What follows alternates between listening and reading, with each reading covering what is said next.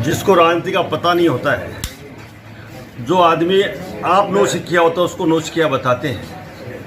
कभी सास को पता नहीं है भू बन गया, जगह ही नहीं होता। पहली बार सभापति बनी है, मेरे क्या नौ सिक्किया बताया गया। मैं प्रधान रहा, प्रमुख रहा, पिछले 25 साल से राजनीति करता हूँ, तथ्य की बात करता हूँ। अपना आपने बहुत ज़्यादा पढ़ी लिखी बताते हैं, बहुत ज़्यादा पढ़े लिखे कहाँ कहाँ घूमते हैं, सबको पता है। भैरू सिंह शेखावत 8वीं पास था, उसने देश का उपराष्ट्रपति बना। भैरू शेखावत ने राज चलाया। पढ़ने लिखने से क्या होता है? पढ़ के घूमना होता है। सभापति महोदय, कुछ आप सोच समझ के बोलो।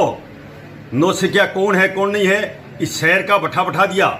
इस शहर की सफाई व्यवस्था में आपने क्या किया, और आज आरोप लगा रहे हो कि चैत्यों को जमीन देने के लिए मिट्टी रख दी। देखिए, माननीय विधायक हरलाल जी के द्वारा जो ये पढ़े लिखे लोगों के ऊपर जो टिप्पणी की गई है मुझे लेकर, मैं उसकी कड़े शब्दों में निंदा करती हूँ।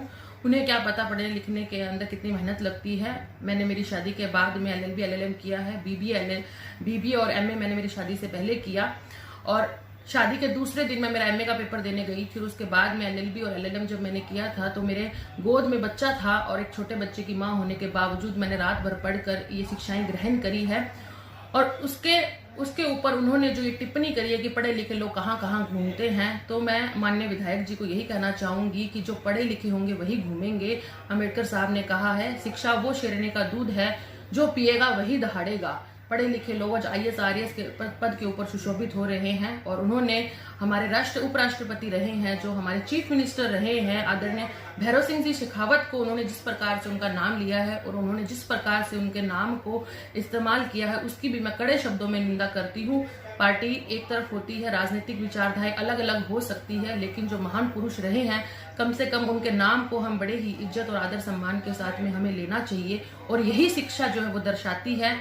शायद आदरणीय विधायक जी की टीस भी रही होगी कि वो 10वीं की जो डिग्री है, फर्जी डिग्री लेने में वो कामयाब नहीं हो सके। पर मैं उन्हें यही कहना चाहूंगी कि डिग्रियां पढ़ने लिखने से ही मिलती है, और ये टीस जो है वो आप पढ़े लिखे लोगों पर ना निकाले।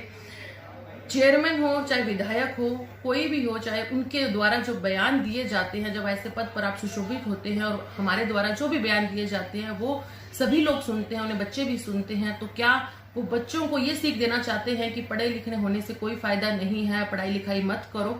इस तरह की अनर्गल बयानबाजी जो है उन्हें सुशोभित नहीं करती है, और उन्हें ऐसी बयानबाजियां नहीं देनी चाहिए।